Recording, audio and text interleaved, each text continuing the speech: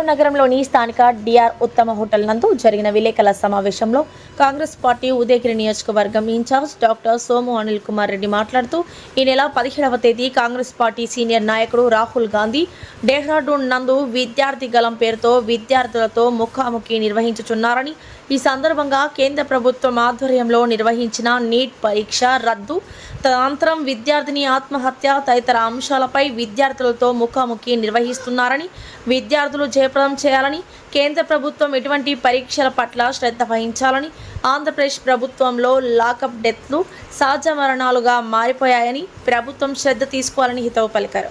ఇకనైనా కూటమి ప్రభుత్వం రాష్ట్రంలో జరుగుతున్న సమస్యలపై దృష్టి సారించాలని విజ్ఞప్తి చేశారు. నమస్కారం. ఈరోజు ఈ ప్రెస్ మీట్ పెట్టడానికి గల కారణం ఏంటంటే, ఇవాళ రాష్ట్రంలో దేశంలో జరుగుతున్నటువంటి చాలా దారుణాలు.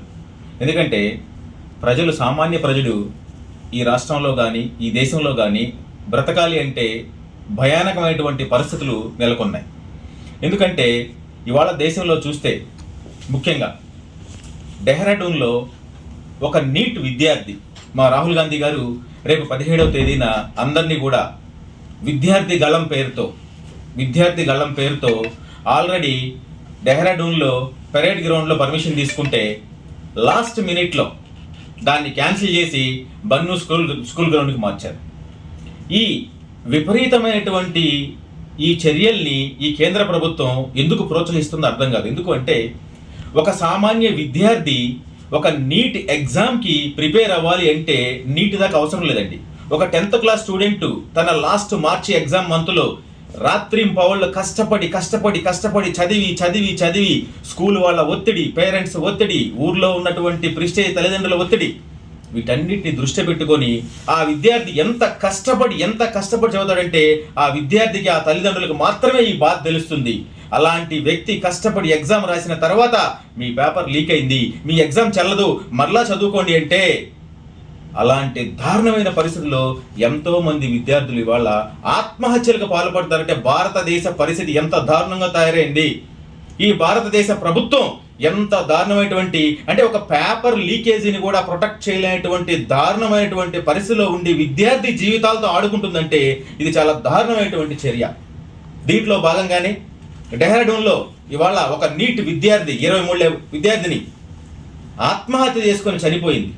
అదేవిధంగా MBA విద్యార్థినిపై జరిగిన ఘోర సంఘటనకి వీళ్ళందరికీ కూడా విద్యార్థి గళం పేరుతో రాహుల్ గాంధీ గారు ఈ యొక్క విషయాన్ని గమనించి ఈరోజు భారతదేశంలో విద్యార్థులతో అన్యాయాన్ని గుర్తించి 17వ తేదీ డెహ్రాడూన్ బన్ను స్కూల్లో ఆయన విద్యార్థులతో అందరితో ముఖాముఖి మాట్లాడి వారి యొక్క గళాన్ని వినబోతున్నారు. అయితే దేశ పరిస్థితి ఇలా ఉంటే ఇవాళ రాష్ట్ర పరిస్థితి కానీ చూస్తే అన్ని లాకప్ డెత్తులు, ప్రతి జిల్లా హెడ్ క్వార్టర్స్లో కానీ జిల్లాల్లో కానీ లాకప్ డెత్తులు. ఎప్పుడో మనం గతంలో మేము చిన్నపిల్లలుగా ఉన్నప్పుడు ఆ సినిమా చూసేవాళ్ళం, లాకప్ డెత్ అనే ఒక సినిమా చూస్తే ఇవన్నీ సినిమాల్లోనే చూపిస్తారు, నిజంగా జరుగుతాయా అంటే అసలు అది పాసిబుల్ కాదేమో అనుకునేవాడిని. కానీ ఇలాంటిది కూడా పాసిబుల్ అవుతుందని ఈ రాష్ట్ర ప్రభుత్వం ఇవాళ చూపిస్తుంది. కారణం ఏంటంటే అసలు ఈ లాకప్ డెత్లు ఏంటి, ఈ నీట్ లీకేజీలు ఏంటి, ఇది ప్రభుత్వమా లేకపోతే ఇది దేశంలో బ్రతుకుతున్నామా లేకపోతే మనం ఒక రాచరికంలో బ్రతుకుతున్నామా అర్థం కానటువంటి పరిస్థితుల్లో మనం నెలకొన్నాం. ఎట్టి పరిస్థితుల్లో కూడా ఈ లాకప్ డెత్తుల్ని ఎంటర్టైన్ చేస్తున్నారా లేకపోతే ప్రభుత్వమే ప్రోత్సహిస్తుందా? ఎందుకంటే నాదొక చిన్న విన్నపం. ఎందుకంటున్నాను ఈ మాట, మీరు ఇవాళ పవన్ కళ్యాణ్ గారు ఏమంటున్నారంటే హోమ్ మినిస్టర్ గారు సరిగ్గా వర్క్ చేయట్లేదని ఆయన ఒక చిన్న భావన వ్యక్తం చేశారు. దయచేసి ప్రభుత్వం చెప్తుంటే పవన్ కళ్యాణ్ గారికి హోమ్ మినిస్టర్ ఇవ్వండి సార్, ఆయన బ్రహ్మాండంగా చేస్తారని మేము నమ్ముతున్నాం. కాబట్టి దయచేసి ఇమీడియట్లీ హోమ్ మినిస్ట్రీని పవన్ కళ్యాణ్ గారికి ఇస్తే ఆయనకున్నటువంటి ఎమోషన్తో చక్కగా ఈ రాష్ట్రంలో ఈ యొక్క హోమ్ మినిస్ట్రీని ప్రజల యొక్క శాంతి భద్రతల్ని కాపాడారని మేము నమ్ముతున్నాం.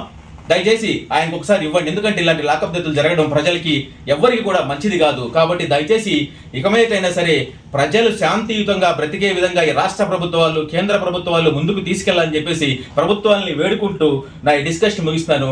జై హింద్, జై కాంగ్రెస్.